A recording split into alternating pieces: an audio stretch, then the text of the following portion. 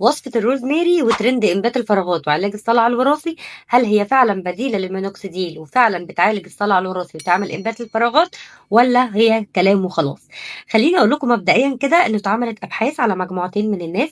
المجموعة الأولانية استخدمت المينوكسيديل 2%، والمجموعة التانية استخدمت الروزماري لمدة 6 شهور، والاتنين ادوا نفس النتائج بالظبط. ده لأن الروزماري بيعمل بلوك للهرمون بتاع الدي اتش تي، الهرمون المسبب للصلع الوراثي.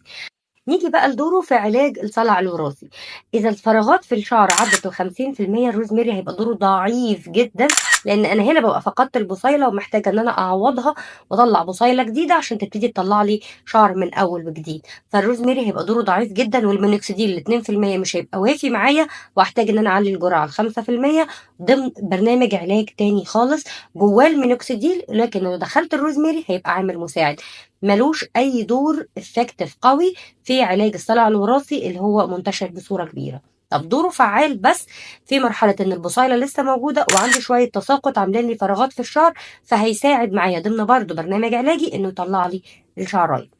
نيجي بقى للوصفة المنتشرة اللي هي بنجيب عشبة الروزماري وبنحطها مع مية على النار، وناخد المستخلص بتاعها ونحطه على شعرنا.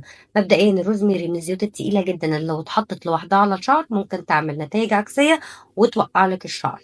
طيب بنعمل ايه؟ بنحط زيت الروزماري مع احد الزيوت الحاملة زي زيت الجوجوبا مثلا بنسبة 3 ل1. يعني لو هتحطي 3 نقط من زيت الجوجوبا هتحطي نقطة من زيت الروزماري.